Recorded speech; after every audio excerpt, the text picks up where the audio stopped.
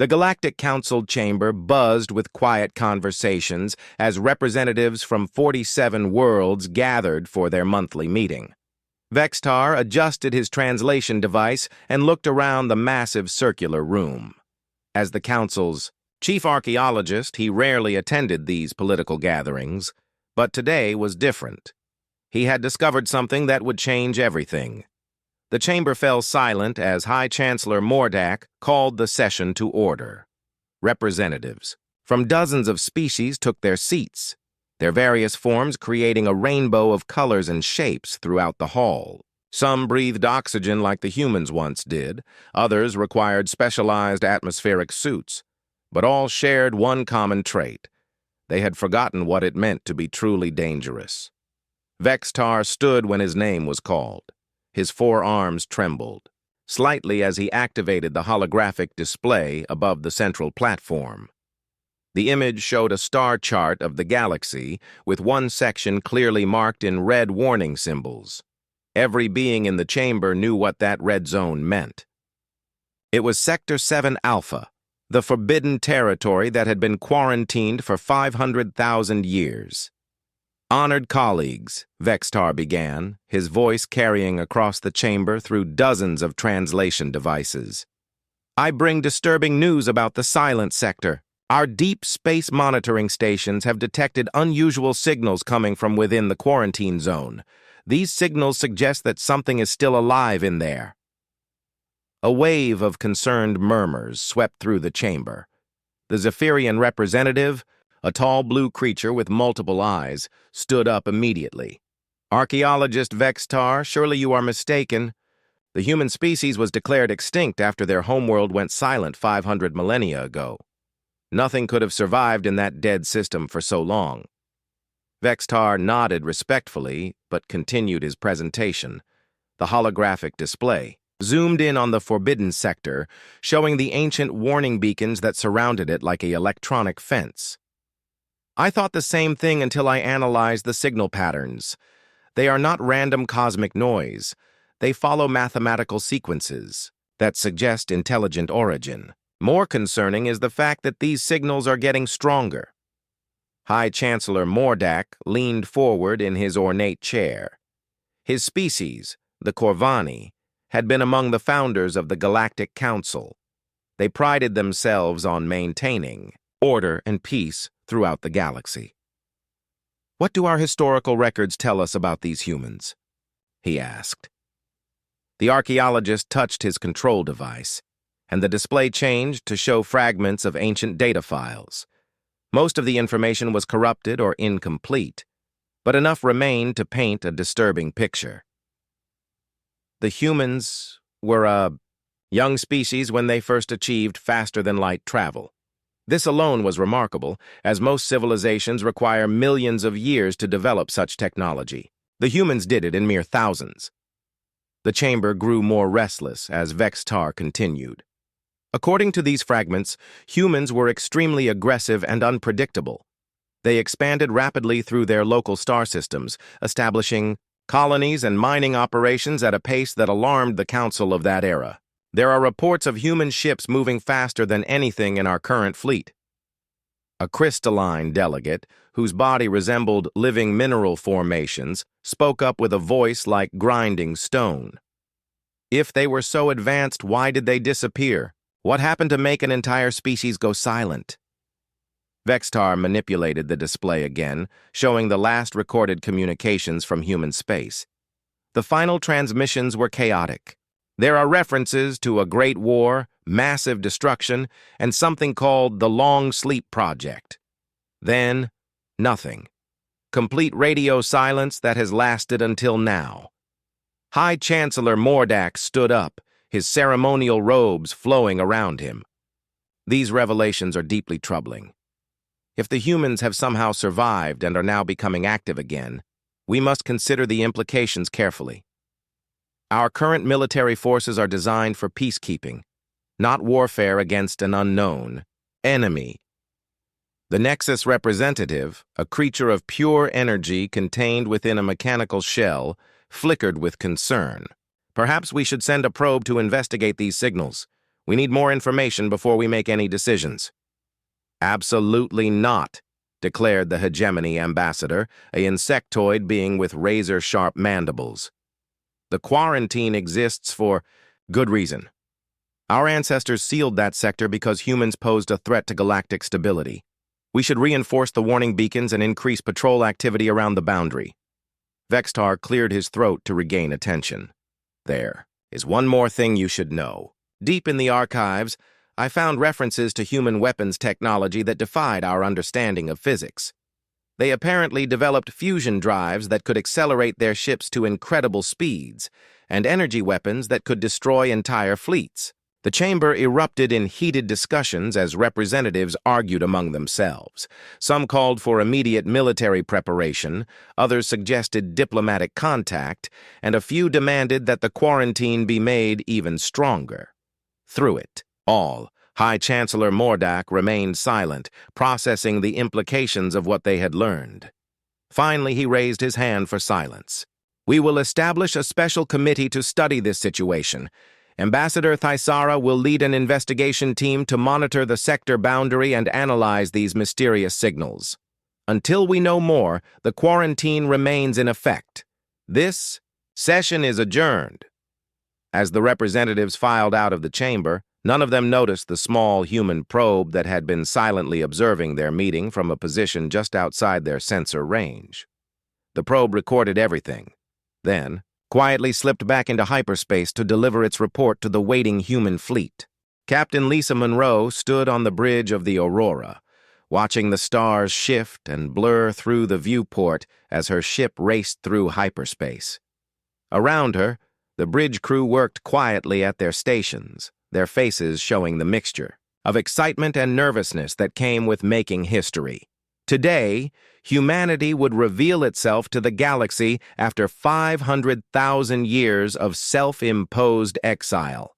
The hyperspace alarm chimed softly, and Lisa felt the familiar sensation of the ship dropping back into normal space. Through the viewport, she could see the boundary markers of the old quarantine zone, ancient beacons that had warned other species away from human space for countless generations. Those beacons would be silenced today, replaced by something far more significant. Captain, we're receiving a transmission from the Defiance, reported Communications Officer Pete Johnson from his station. Commander Sullivan is ready to begin the operation. Lisa nodded and activated her command console. The main screen flickered to life, showing the image of Jake Sullivan aboard his own ship.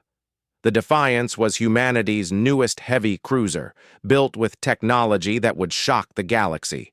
Its fusion drives could push the ship to speeds that the Galactic Council considered impossible, and its weapons could crack planets if necessary. Jake, are you picking up the Council patrol ship on your sensors? Lisa asked. Confirmed, Captain. The vessel Serenity is exactly where our intelligence said it would be, conducting routine monitoring of the quarantine boundary. They have no idea what's about to happen. Jake's expression was grim but determined. Like all humans, he understood the importance of this moment. Lisa took a deep breath. Remember, we want to make an impression, but we're not looking for a fight unless they force one. Let's show them what humanity is capable of. The Aurora and Defiance moved toward the Galactic Council patrol ship, their advanced stealth systems keeping them hidden until the last possible moment. The Serenity was a typical Council vessel, designed more for scientific observation than combat. Its crew of 12 represented 3 different species, all of them completely unprepared for what was about to happen. Aboard the Serenity, Captain Zilnara was reviewing sensor logs when her tactical officer suddenly straightened in alarm. Captain, I'm detecting massive energy signatures approaching our position. 2 ships just appeared on our sensors as if they materialized out of nothing. Captain Zilnara, a member of the peaceful Meridian species, had never encountered anything more dangerous than space pirates in her 30 years of service. Are they Council vessels? Perhaps Admiral Kexmore decided to send reinforcements. Negative, Captain. These ships don't match any design in our database. Their engine signatures are completely unknown, and the energy output is off our measurement scale. The tactical officer's voice was rising with concern. On the main screen of the Serenity, two sleek ships appeared that looked like nothing the Council had ever built. The Aurora and Defiance were beautiful in a deadly way, their hulls gleaming with advanced alloys and their fusion drives glowing like captured stars. They moved with a grace and speed that made the Council ship look clumsy by comparison. Captain Zilnara activated the emergency communication system. Unknown vessels, this is Captain Zilnara of the Galactic Council patrol ship Serenity. You are approaching a quarantine sector. Please identify yourselves and state your intentions. The response came immediately, broadcast on all frequencies with crystal clarity. Lisa Monroe's image appeared on their main screen, and even through the translation system, her words carried an authority that made the Council crew nervous. Captain Zilnara, I am Captain Lisa Monroe of the human vessel Aurora. We appreciate your concern, but we are not approaching the quarantine zone. We are leaving it. Humanity has returned to the galaxy, and we demand immediate contact with your superior officers. The bridge of the Serenity fell silent as the crew processed what they had just heard. Humans were supposed to be extinct, vanished 500,000 years ago. Yet here were two ships that displayed technology far beyond anything the Council possessed, crewed by beings who claimed to be the legendary lost species.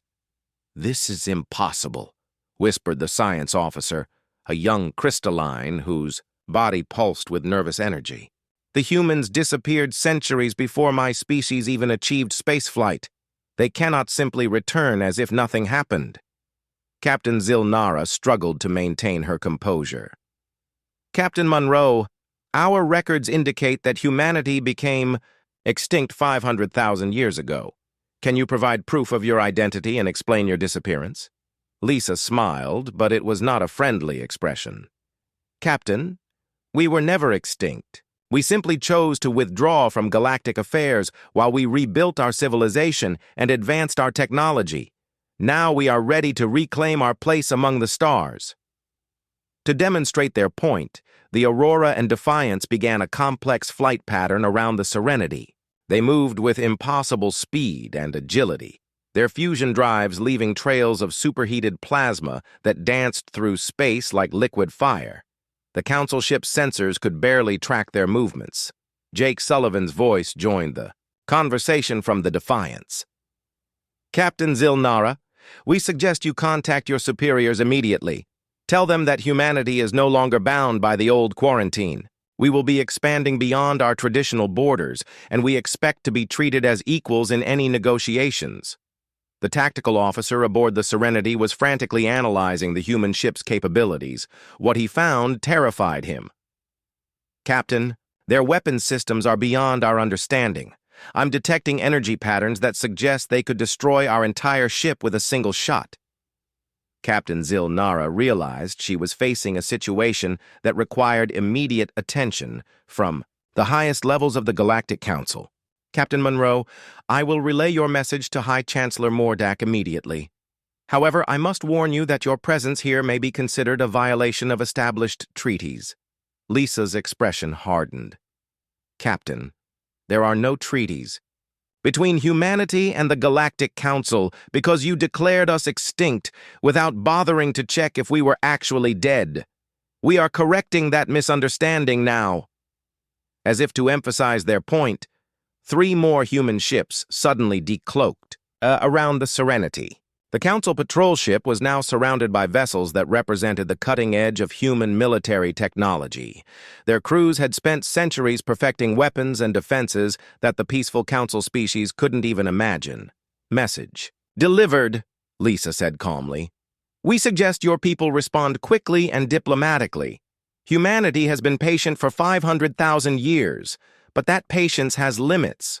The emergency session of the Galactic Council convened within hours of Captain Zilnara's frantic transmission. Representatives from 47 worlds filled the chamber, their various forms creating a chaotic mixture of colors, shapes, and atmospheric requirements. High Chancellor Mordak had never seen the council so agitated, not even during the resource wars of 3 centuries past. "Order! I will have order in this chamber!" Mordak's voice boomed through the translation systems as he tried to control the heated discussions breaking out across the assembly floor. The holographic display above the central platform showed the recorded images of the human ships, their sleek designs and glowing engines, creating an ominous presence even in replay. Ambassador Thisara stood at the center of the chaos, her normally calm demeanor replaced by obvious distress. As the leader of the Boundary investigation team, she had been the first to receive the detailed report from the Serenity. "Honored colleagues, we must face the reality that humanity has not only survived but has developed technology that surpasses our own by several orders of magnitude." The hegemony representative, General Kexmore, slammed his armored fist against his podium. His insectoid species had evolved from warrior stock, and he understood the implications better than most. "This is exactly what our ancestors feared when they established the quarantine. The humans have had 500,000 years to advance their military capabilities, while we focused on peace and prosperity." Dr. Alan Carter watched the council proceedings through a hidden observation post that humanity had established decades earlier. His team had been monitoring galactic politics for years, gathering intelligence about the various species and their capabilities. Beside him, engineer Betty Price worked at a console covered with alien technology they had quietly acquired and reverse-engineered. "They're more frightened than we expected," Betty observed, analyzing the emotional readings from the various alien delegates. "Our psychological profiles suggested they would be curious about our return, but this level of panic indicates a much deeper fear." Alan nodded as he recorded the session for later analysis. 500,000 years of peace has made them soft. They've forgotten what it means to face a real military threat. "Steve, what are you getting from their communication networks?" Xenobiologist Steve Clark looked up from his monitoring station, his face grim. "Multiple species are already reaching out to their home governments for emergency military consultations. The Corvani have activated their reserve fleets, and the Zephyrians are moving their industrial centers to more secure locations." Back in the council chamber, the debate was growing more heated by the minute. The Nexus representative, whose energy form flickered with agitation, spoke through its mechanical interface. "We must consider the possibility that these humans are not the same species that disappeared so long ago. Perhaps they are descendants who have forgotten their origins and pose no threat to galactic stability." Archaeologist Vextar stepped forward, with additional data he had discovered in the archives. "I have found more information about human capabilities. According to these records, their ships could travel faster than light without using traditional hyperspace lanes. They also possessed weapons that could manipulate matter at the molecular level." The revelation sent another wave of fear through the assembly. Most council species required massive hyperspace gates to travel between star systems, making them dependent on established trade routes. The idea of ships that could appear anywhere without warning was terrifying to civilizations that had grown comfortable with predictable boundaries. High Chancellor Mordak raised his hand for silence. "We need to decide how to respond to this situation before it escalates further. I am open to suggestions from the floor." The crystalline delegate's mineral body resonated with a deep harmonic tone as she spoke. "Perhaps we should attempt diplomatic contact. If the humans truly seek recognition as equals, we might be able to negotiate a peaceful coexistence." General Kexmore's mandibles clicked with dismissal. "Diplomacy from a position of weakness is surrender. These humans have demonstrated overwhelming technological superiority and are making demands rather than requests. We must respond with strength or risk becoming subordinate to their will." Meanwhile, on the human research vessel Explorer, Commander Tony White was leading a different kind of investigation. His ship had spent the last several weeks observing Council military installations and industrial centers, gathering intelligence about their defensive capabilities. What his team discovered was both encouraging and disappointing. "Captain, their weapons technology is at least 2 centuries behind our current capabilities," reported weapons specialist Linda Ross from her analysis station. "Their fusion reactors are primitive compared to ours, and their energy shields couldn't stop our lightest combat lasers." Commander White studied the tactical displays showing Council fleet positions throughout the galaxy. "What about their numbers? We might have superior technology, but they have 47 worlds working together." "That's actually working against them," Linda replied. "Their coordination is terrible because each species insists on using their own communication protocols and tactical doctrines. In a real battle, they would probably spend more time arguing with each other than fighting us." The session in the Galactic Council continued for hours as representatives struggled to reach a consensus. Some advocated for immediate military action to contain the human threat before it could spread beyond the quarantine zone. Others pushed for diplomatic engagement, hoping to negotiate a peaceful resolution that would preserve the existing galactic order. Ambassador Thisara finally stood to address the assembly with a proposal that she hoped would satisfy both factions. "I suggest we send a diplomatic mission to make formal contact with the human leadership. At the same time, we should quietly mobilize our combined fleets as a precautionary measure." The proposal was met with reluctant agreement from most delegates. Even those who favored immediate military action recognized that they needed more information about human capabilities before committing to war against an unknown enemy. High Chancellor Mordak nodded slowly. "Very well. Ambassador Thisara will lead a diplomatic mission to human space. General Kexmore will coordinate defensive preparations among our member fleets. We will hope for peace, but prepare for war." As the session adjourned, Alan Carter smiled grimly from his hidden observation post. The aliens were playing exactly into humanity's hands. Their diplomatic mission would give humans the opportunity to demonstrate their technological superiority up close, while their military preparations would justify any aggressive response that might become necessary. "Betty, send a message to Admiral Stone," Alan instructed. "Tell her that the Council is taking the bait. Phase 2 of the operation can begin as scheduled." The galaxy was about to learn that 500,000 years of evolution had transformed humanity into something far more dangerous than the species that had once worried the ancient Council. The age of human dominance was about to begin, and the peaceful civilizations of the galaxy were completely unprepared for what was coming. Admiral Karen Stone stood on the command bridge of the dreadnought Retribution, watching as the Galactic Council's diplomatic convoy approached through the viewports. The alien ships moved in a careful formation, their designs clearly prioritizing comfort and scientific capability over military effectiveness. It was exactly what humanity had expected from a civilization that had known peace for too long.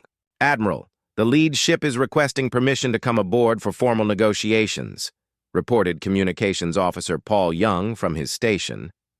"Ambassador Thisara is apparently the Council's chief diplomatic representative." Karen nodded, but kept her expression neutral. "Grant them docking permission, but maintain full defensive protocols. I want every weapon system ready to activate at a moment's notice."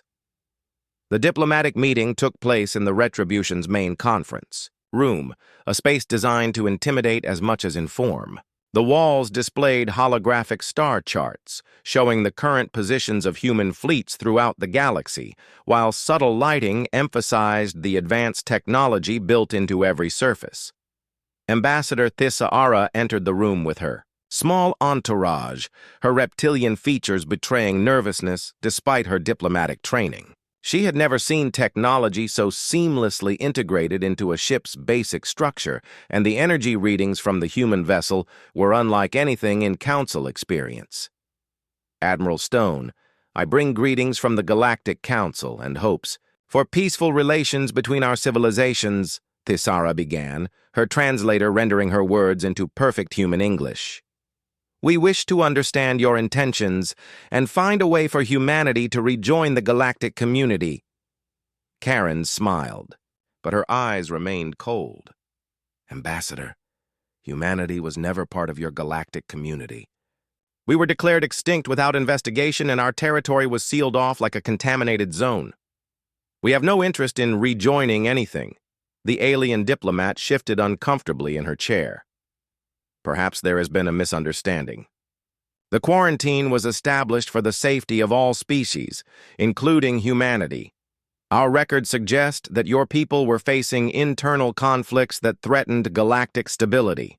Our records tell a different story, Karen replied, activating a holographic display that showed the true history of humanity's disappearance. We withdrew voluntarily to rebuild our civilization after a catastrophic war. During our absence, we have observed your council and found it lacking in both vision and capability. Dr. Rick Torres, humanity's chief scientist, joined the conversation from his position at the conference table. Ambassador, our analysis of council technology suggests that your combined civilizations have made virtually no meaningful advances in the past 200,000 years. You have become stagnant and complacent. Thaisara bristled at the criticism. The Galactic Council has maintained peace and prosperity across 47 worlds for millennia. Our system has proven its effectiveness through longevity and stability. Stability. Built on weakness is not strength, Karen said bluntly. We have watched your council struggle with minor conflicts that should have been resolved in days. Your military forces are designed for peacekeeping against pirates and smugglers, not real warfare. To emphasize her point, Karen activated another display showing detailed scans of council military vessels. The information was far more complete than any alien intelligence service could have gathered, demonstrating the superiority of human sensor technology. Your heaviest battlecruiser carries weapons that our escort fighters could easily defeat, Rick added. Your defensive shields operate on principles that we mastered and surpassed centuries ago. In any military confrontation, the outcome would not be in doubt. Ambassador Thaisara realized that this meeting was not going as the council had hoped. Instead of negotiating from a position of strength, she was being lectured about her civilization's inadequacies by beings who treated interstellar warfare as a casual topic of conversation. Admiral Stone, surely you cannot intend to use force against peaceful civilizations that pose no threat to humanity, she said, hoping to appeal to whatever moral constraints the humans might possess. Karen's expression hardened. Ambassador, we intend to expand beyond our current borders and establish human colonies wherever we choose.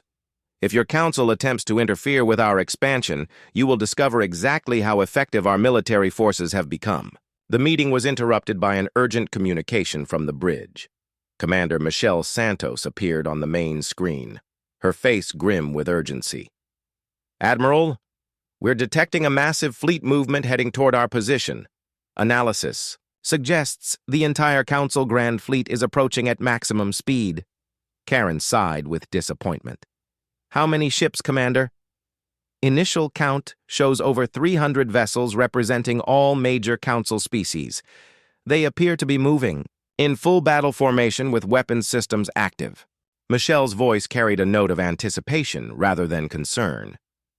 Ambassador Thaisara looked shocked. That's impossible. I was not informed of any military action. This diplomatic mission was supposed to prevent exactly this kind of confrontation. Apparently, your General Kexmore decided that diplomacy was a waste of time, Karen said, standing up from the conference table. Ambassador, I suggest you return to your ship immediately. You are about to witness the difference between council, military doctrine, and human warfare. The Battle of Kepler Station began 3 hours later when the Council Grand Fleet arrived expecting to find a small human force that could be easily overwhelmed. Instead, they encountered Admiral Rick Torres commanding humanity's Third Expedition Fleet, a force specifically designed to demonstrate human military superiority. Captain Linda Ross led the opening attack with her destroyer squadron, using impossible acceleration to dance between the alien formations. Her ships moved like living things, their fusion drives leaving trails of superheated plasma as they struck at the Council fleet's weakest points. Target their command ships first, Linda ordered her squadron. "Cut off their coordination and they'll fall apart like a house of cards." The human destroyers unleashed focused particle beams that cut through Council shields as if they didn't exist. Within minutes, a dozen alien command vessels were drifting helplessly in space, their communication systems destroyed, and their crews struggling to maintain basic life support. Commander Paul Young's heavy cruisers engaged the main Council battle. Line, their massive fusion cannons firing precisely targeted shots that crippled enemy ships without destroying them entirely. The humans wanted prisoners and salvage, not total annihilation. "This is incredible," reported weapons specialist Steve Clark from his tactical station. "Their armor plating is so thin that our secondary batteries are punching clean through their hulls. It's like fighting children with toys." The turning point came when Admiral Michelle Santos demonstrated humanity's ultimate weapon aboard the flagship Retribution. The controlled singularity projector created an artificial black hole that tore through the center of the Council formation, its gravitational field ripping apart a dozen ships before dissipating harmlessly into space. The Council fleet survivors fled in panic, broadcasting surrender requests on all frequencies. In less than 6 hours, the combined military might of 47 civilizations had been utterly defeated by a single human battle group. Admiral Karen Stone watched the retreating alien ships and activated the fleet communication system. "All ships, this is Admiral Stone. Secure the battlefield and begin rescue operations for alien survivors. Today, the galaxy learned that humanity has returned stronger than ever." The age of Council dominance was over, and the age of human expansion had begun with engines screaming and weapons blazing. 6 months after the Battle of Kepler Station, the galaxy had changed in ways that no one could have predicted. The Galactic Council's authority had crumbled overnight as member species scrambled to establish diplomatic relations with humanity. Fear and respect had replaced the comfortable complacency that had defined interstellar politics for millennia. President Angela Foster stood before the newly constructed human embassy on Earth, preparing to address representatives from 32 alien civilizations. The building itself was a masterpiece of human engineering, its crystalline walls incorporating technology that the aliens couldn't even begin to understand. Every surface seemed to glow with contained energy, a subtle reminder of humanity's overwhelming technological superiority. "Distinguished delegates," Angela began, her voice carried throughout the galaxy by communication networks that humans had quietly infiltrated decades earlier. "Today marks the beginning of a new era in galactic civilization, an era where progress and achievement are valued over stagnation and bureaucracy." Ambassador Thysiara sat in the front row of the assembly, her reptilian features showing the strain of the past months. The Galactic Council had dissolved 3 weeks after their military defeat, leaving individual species to negotiate their own relationships with the emerging human power. Those who adapted quickly found themselves with access to revolutionary technologies and trade opportunities. Those who resisted found their space lanes mysteriously disrupted by human patrols. Dr. Alan Carter stepped forward to present humanity's scientific achievements to the gathered aliens. Behind him, holographic displays showed fusion reactors that could power entire worlds, medical technologies that could extend lifespans by centuries, and manufacturing processes that could transform raw materials into finished goods with unprecedented efficiency.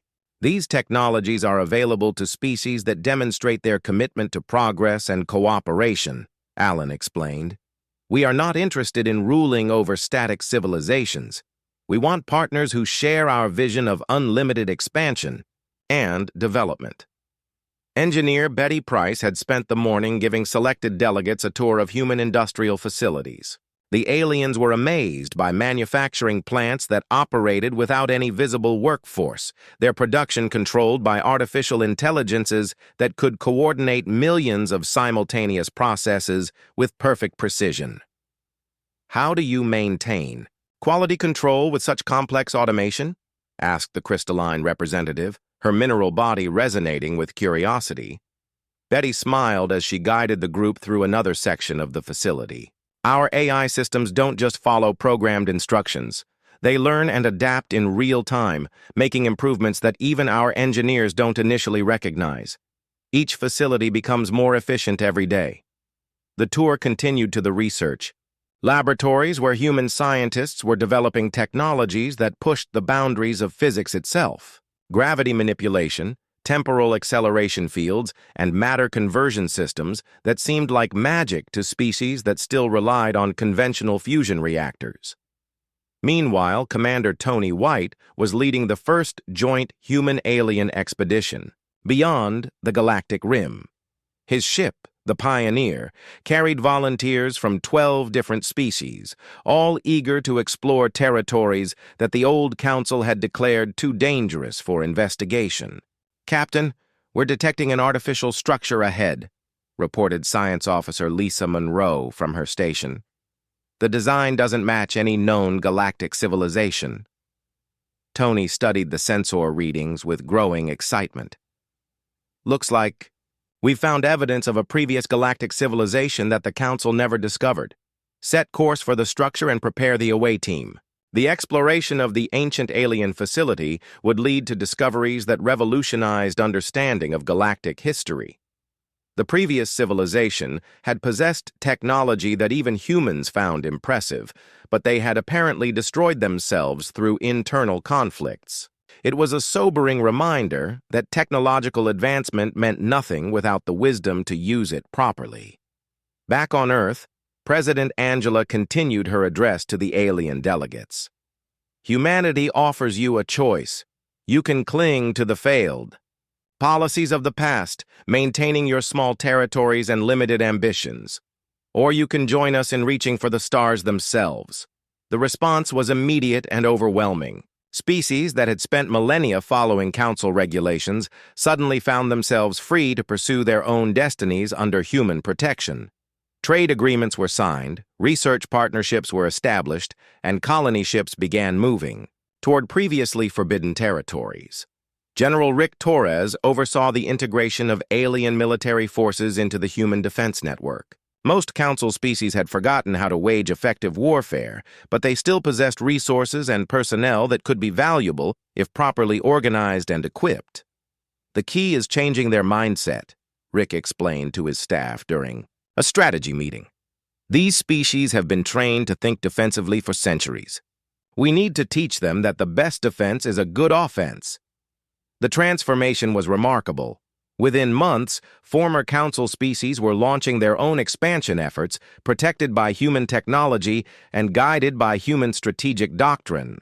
Planets that had been considered uninhabitable were suddenly being terraformed with advanced atmospheric processors.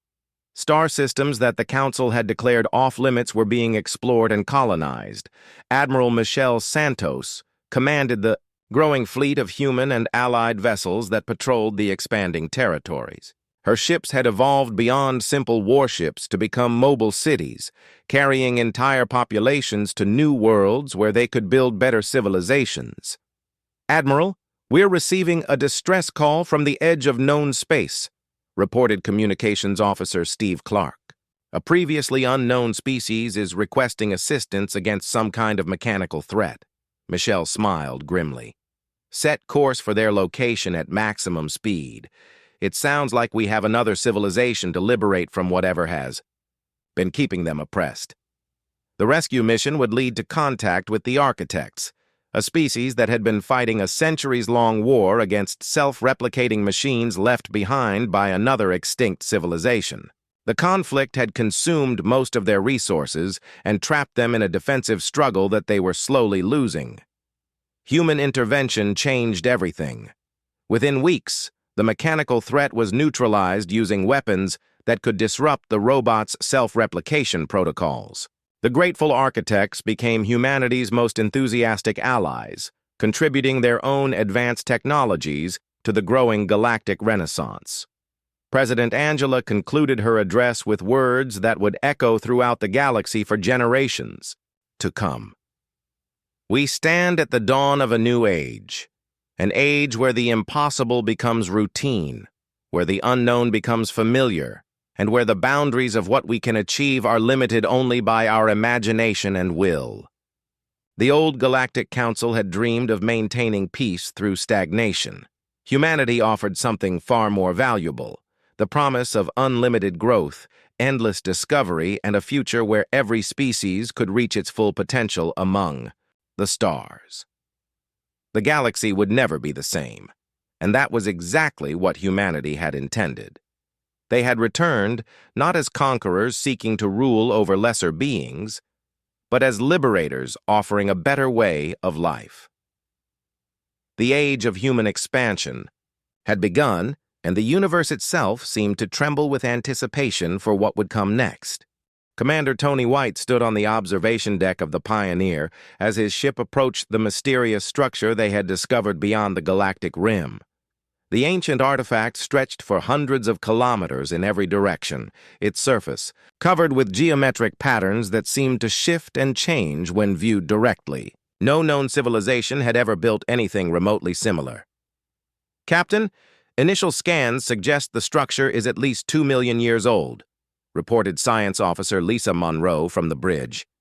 "The materials are unlike anything in our databases, and there are massive energy signatures coming from the central core."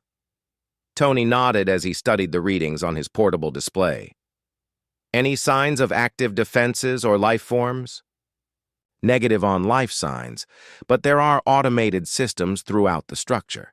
They appear to be in some kind of standby mode, possibly waiting for specific activation conditions." Lisa paused as new data appeared on her screens. "Captain, there's something else. The structure appears to be a massive data repository, possibly containing the complete historical records of whoever built it." The exploration team that Tony assembled represented the best that the new Galactic Alliance had to offer. Dr. Paul Johnson, humanity's leading xenoarchaeologist, would analyze any cultural artifacts they discovered. Engineer Betty Price brought her expertise in reverse engineering alien technology. The team also included representatives from 6 allied species, each contributing their own unique perspectives and capabilities. "Remember, we have no idea what kind of security measures these builders might have installed," Tony warned his team, as they prepared to board the shuttle. "Stay alert, and don't touch anything until we've had a chance to analyze it thoroughly." The shuttle bay doors opened to reveal a vast chamber filled with crystalline formations that pulsed with soft blue light. The walls were covered with symbols and diagrams that seemed to tell the story of an entire civilization, from their humble beginnings on a single world to their eventual expansion across multiple galaxies. Dr. Johnson immediately began documenting the wall carvings with his recording equipment. These symbols suggest a species that achieved interstellar travel millions of years before any current galactic civilization. Look at this sequence here. It shows them building structures that span entire star systems. Betty Price was more interested in the technology that powered the facility. Her scans revealed energy systems that operated on principles completely unknown to current science.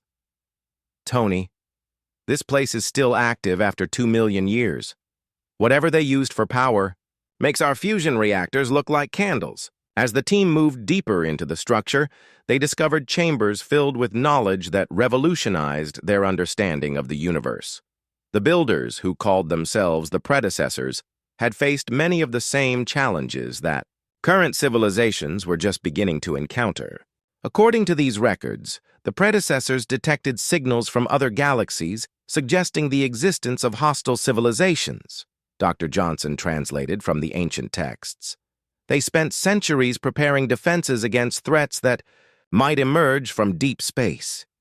The central chamber contained the most disturbing revelation of all. The predecessors had apparently detected the approach of something they called the Devourers, a mechanical civilization that consumed entire galaxies to fuel their expansion. The final record suggested that the predecessors had sacrificed themselves to create a barrier that would delay the Devourers' arrival for millions of years. "Tony, you need to see this," Betty called from her analysis station. "The energy readings from the central core are changing. It's like the facility is responding to our presence." the chamber filled with holographic displays showing star charts that mapped not just their own galaxy, but dozens of others spread across the visible universe. Red indicators marked the positions of devourer fleets, showing their steady progress toward inhabited space. "How long do we have?" Tony asked, dreading the answer. Dr. Johnson worked frantically to translate the timeline displays. According to these calculations, the Devourer Vanguard will reach our galactic cluster in approximately 50,000 years. The main fleet will arrive roughly a century later. The implications were staggering. 50,000 years seemed like an eternity, but for a civilization preparing to defend against galaxy-destroying enemies, it was barely enough time to prepare adequate defenses. The knowledge they had discovered would need to be shared with every species in the galaxy immediately. "Lisa, prepare an emergency transmission to Earth and all allied governments," Tony ordered. "Priority Alpha classification. We need to get this information back to our leaders as quickly as possible." Back on Earth, President Angela Foster convened an emergency session of the Human High Command within hours of receiving Tony's report. The revelation that the galaxy faced an existential threat from hostile aliens changed everything about humanity's expansion plans. Admiral Michelle Santos studied the strategic implications with her staff officers. 50,000 years gives us roughly 2,000 generations to prepare. If we dedicate our resources to military development and alliance building, we might be able to create defenses that the predecessors couldn't achieve. General Rick Torres was already developing preliminary battle plans. "The key will be unity. We need every species in the galaxy working together, not just the ones we've already contacted. This threat makes our previous conflicts with the Council look like playground arguments." Dr. Alan Carter was more optimistic about their chances. The predecessors were apparently pacifists, who only turned to warfare when faced with extinction. Humanity has been preparing for conflict since our return to galactic politics. We have advantages they never possessed.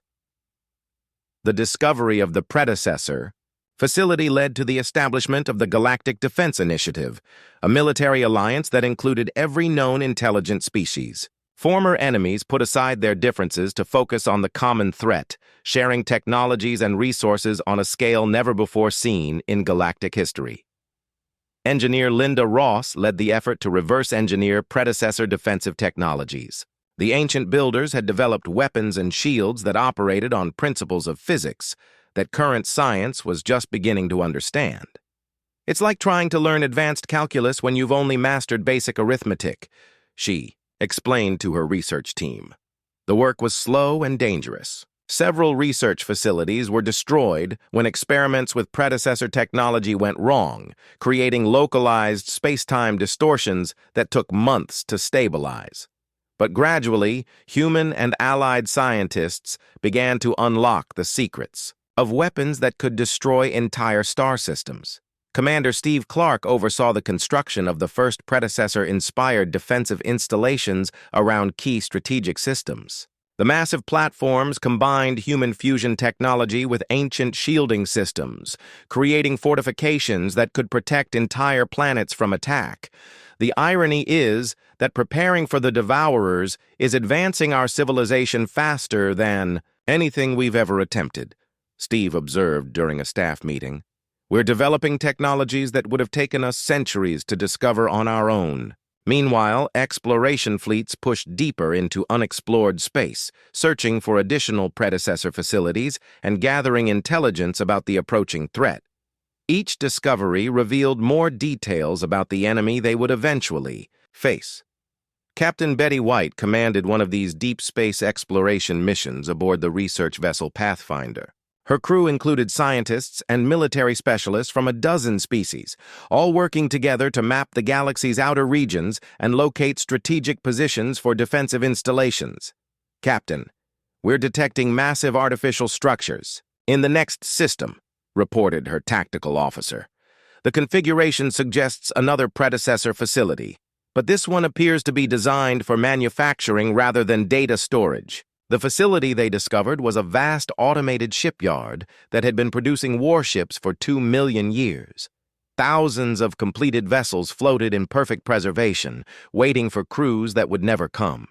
The ships incorporated technologies that made current human vessels look primitive by comparison. This changes everything, Betty realized as she studied the massive fleet. We don't just have defensive knowledge from the predecessors, we have their actual weapons. The discovery of the predecessor fleet marked the beginning of a new phase in galactic preparation. Instead of trying to build defenses from scratch, Allied civilizations could now study and adapt existing weapons that had been specifically designed to fight the Devourers. President Angela addressed the galaxy once again, this time with news that offered hope instead of fear. Citizens of all worlds, we have discovered that we are not alone in facing this threat. The builders of these ancient facilities left us tools that we can use to defend our homes and our future. The galaxy buzzed with renewed energy as species that had never cooperated before began working together on projects that would determine the fate of all intelligent life. The Devourers were still coming, but now they would face a united galaxy armed with weapons designed specifically to stop them. 20,000 years had passed since the discovery of the predecessor facilities, and the galaxy had transformed beyond recognition. What had once been scattered, competing civilizations had evolved into a unified alliance of species working toward a single goal: survival against the approaching devourer threat.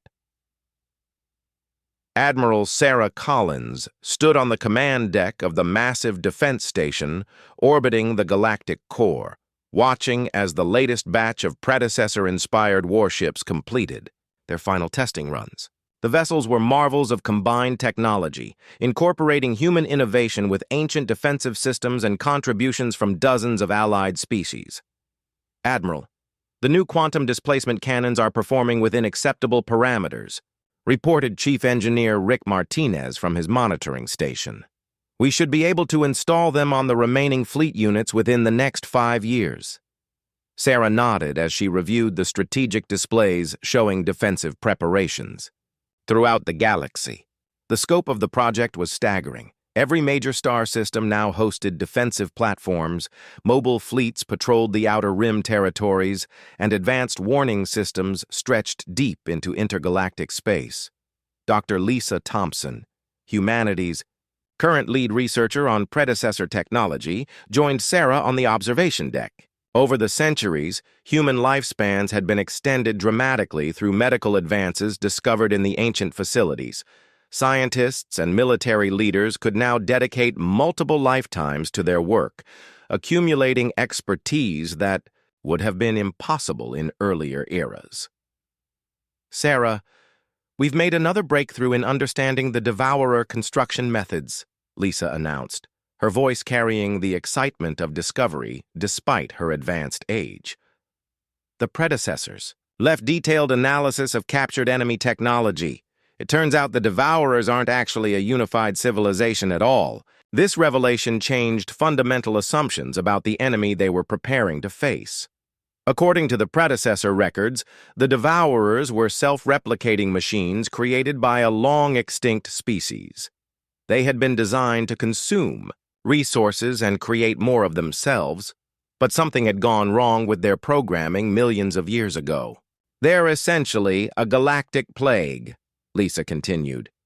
Each Devourer unit operates independently but follows the same basic directive: consume everything and replicate. They don't strategize or adapt their tactics because they don't need to. They just overwhelm their targets through sheer numbers. Admiral Collins processed this information with growing understanding.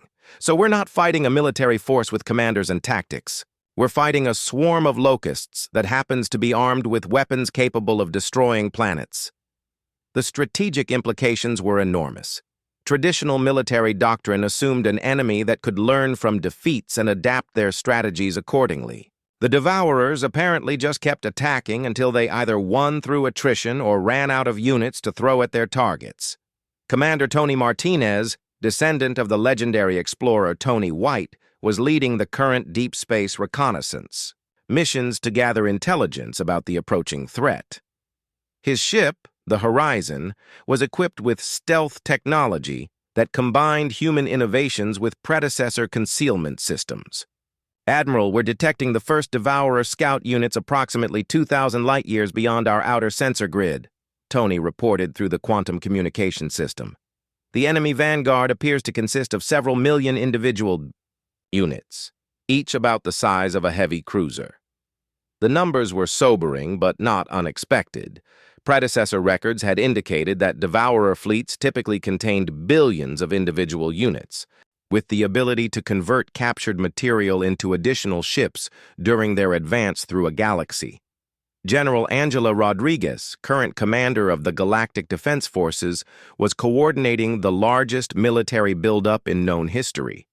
Every species in the galaxy had contributed personnel and resources to the effort, creating combined fleets that represented the pinnacle of Allied military capability.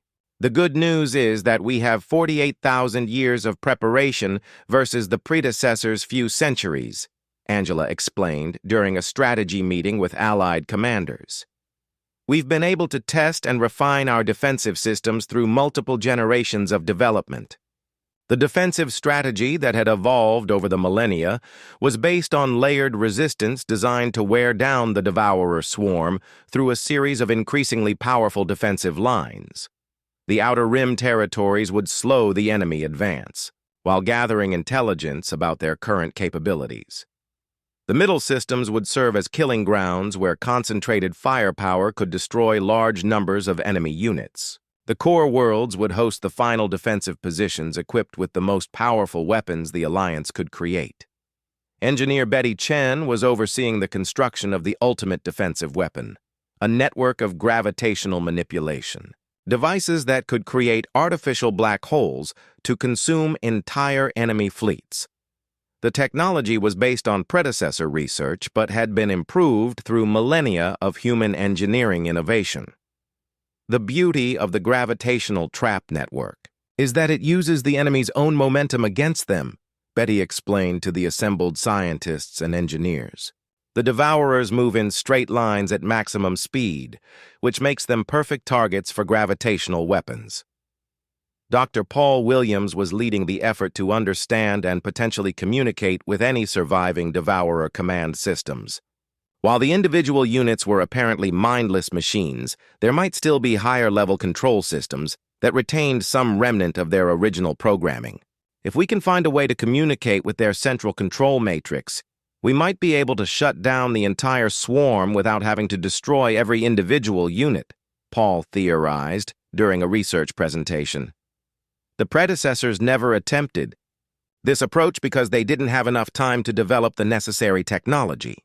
The research into Devourer psychology, if it could be called that, revealed disturbing patterns in their expansion behavior. They didn't just consume technological civilizations, they systematically destroyed every form of life they encountered, apparently viewing any biological activity as a threat to their replication processes. Captain Steve Anderson commanded one of the advanced warning stations positioned at the very edge of galactic space. His crew monitored long-range sensors that could detect Devourer movements years before they reached inhabited systems, providing crucial early warning for defensive preparations. Command, we're detecting massive energy signatures consistent with Devourer manufacturing operations in the Void sector, Steve reported during his weekly briefing. Analysis suggests they're converting captured asteroids into additional fleet units as they advance.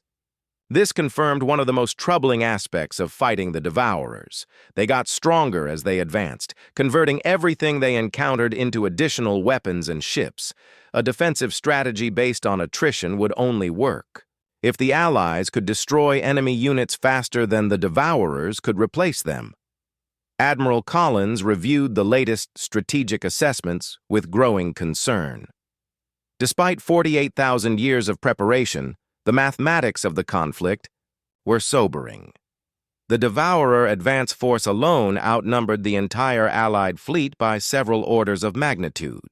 We need to accept that we can't win through conventional warfare, she announced during an emergency strategy session. Our advantage lies in superior technology and the ability to choose when and where we fight. We need to make every shot count and avoid getting trapped in prolonged engagements. The final phases of preparation focused on ensuring that the Alliance could continue fighting even after suffering massive losses. Backup command centers were established in hidden locations throughout the galaxy, and critical technologies were distributed among multiple species to prevent single points of failure. Dr. Lisa Thompson made one final breakthrough in understanding. Predecessor defensive systems just months before the first Devourer units were expected to reach the outer sensor grid.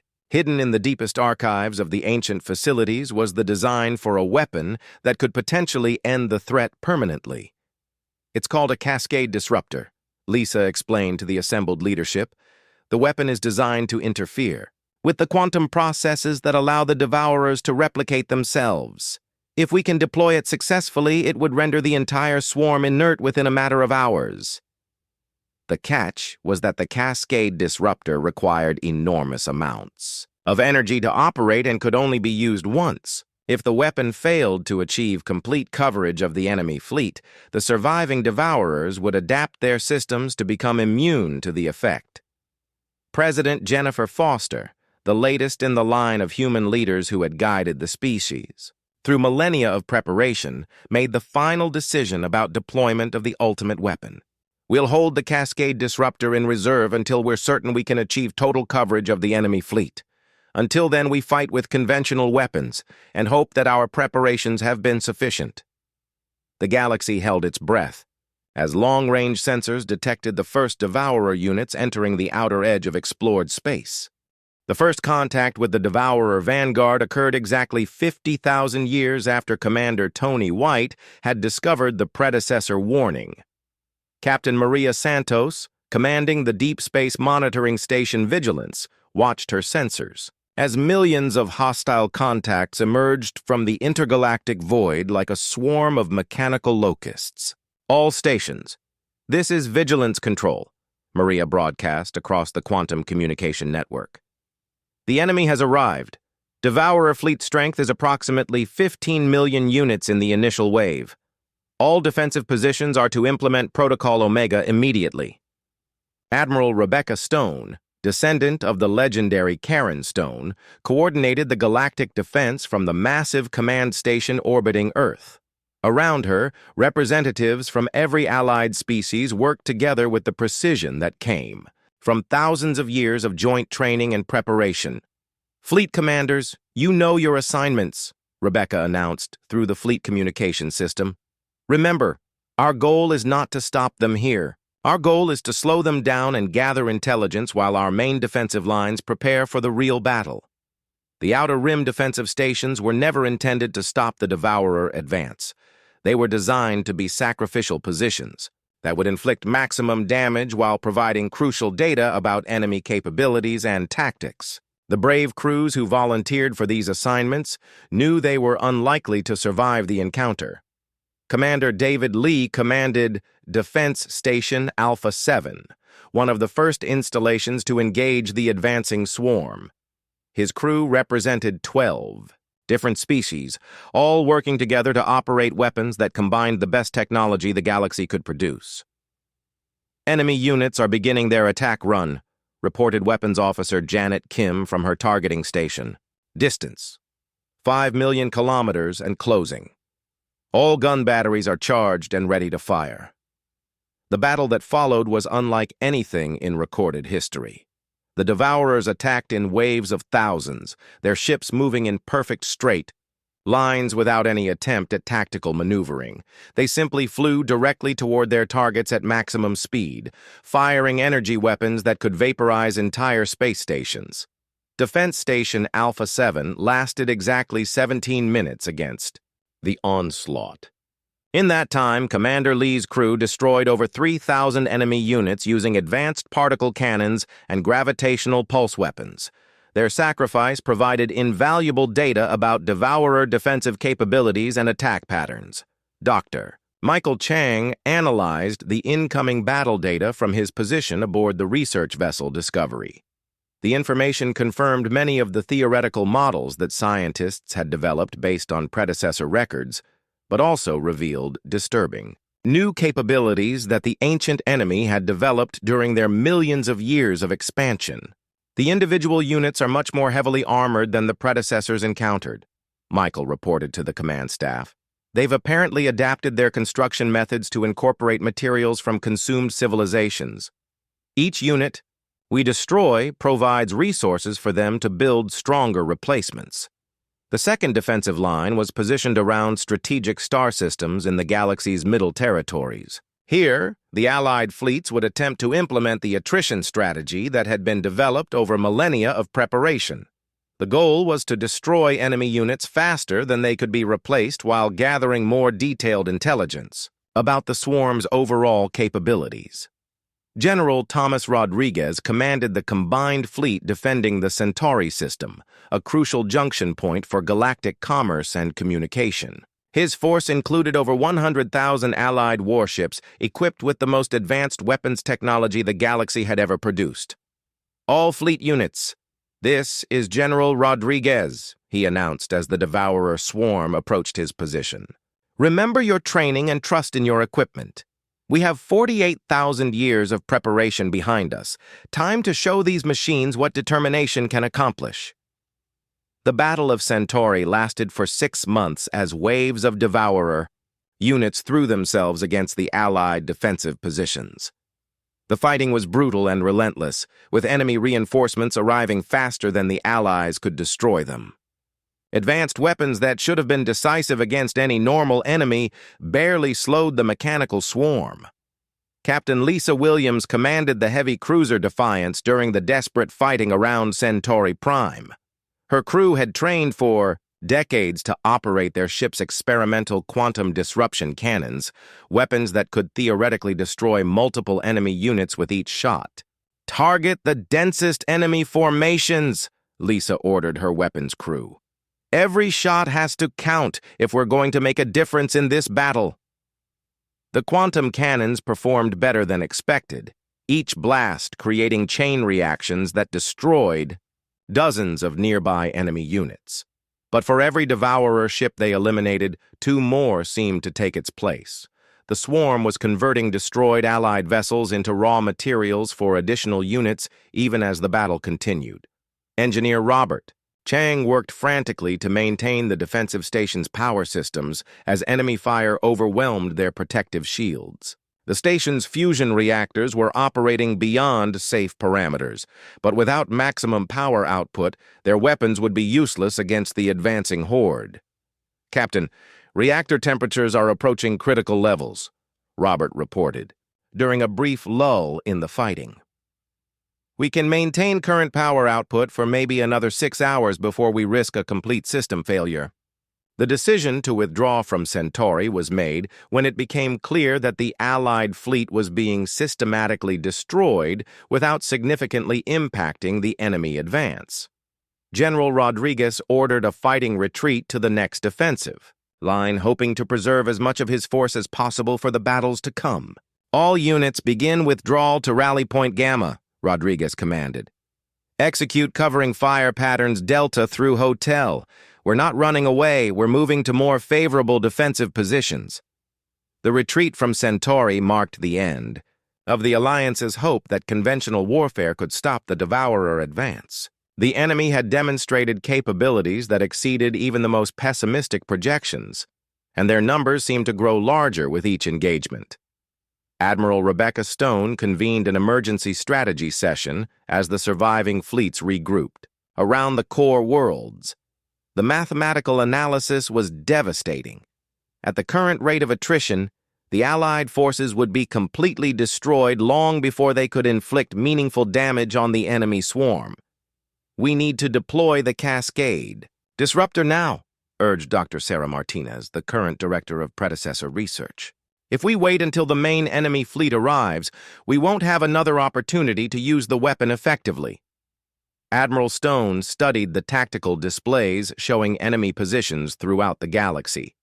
The advance force was only a fraction of the total Devourer fleet, but it still outnumbered the remaining Allied forces by a significant margin. The Cascade Disruptor requires the enemy fleet to be concentrated in a relatively small area for maximum effectiveness, Stone replied. If we use it now against just the advance force, the main fleet will adapt their tactics to prevent us from achieving the same concentration again. The debate continued for hours as military leaders and scientists argued about the best time to deploy their ultimate weapon. Meanwhile, the Devourer advance continued relentlessly toward the core systems where billions of civilians waited in fortified cities and underground shelters. Captain Jennifer Foster commanded the defense platform, protecting Earth's orbital space during the final approach of the enemy swarm. Her great-grandmother had been the president who originally authorized humanity's return to galactic politics, beginning the chain of events that led to this moment. All defensive positions, this is Earth Command, Jennifer announced as enemy. Contacts filled her tactical displays. This is what we've been preparing for since our ancestors first learned about this threat. Every species in the galaxy is counting on us to hold this line.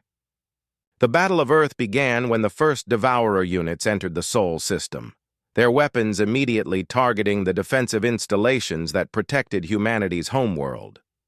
The fighting was desperate and chaotic as Allied forces threw everything they had at an enemy that seemed unstoppable. Admiral Stone made the final decision to deploy the Cascade Disruptor when long-range sensors detected the main Devourer fleet entering the galaxy. The weapon had never been tested at full power, and there was no guarantee it would work against targets that had been continuously adapting for millions of years. Dr. Martinez, initiate Cascade Disruptor deployment, Stone ordered. All fleet units, fall back to minimum safe distance and prepare for quantum disruption effects. The Cascade Disruptor activated from hidden installations throughout the galaxy, creating a network of quantum interference patterns that swept through space at the speed of light. For several terrifying minutes, nothing seemed to happen as the energy wave passed through the enemy formations. Then, one by one, the Devourer units began to shut down. Their replication systems failed, their weapons powered down, and their engines went silent. Within hours, the greatest threat the galaxy had ever faced was reduced to billions of inert metal hulks drifting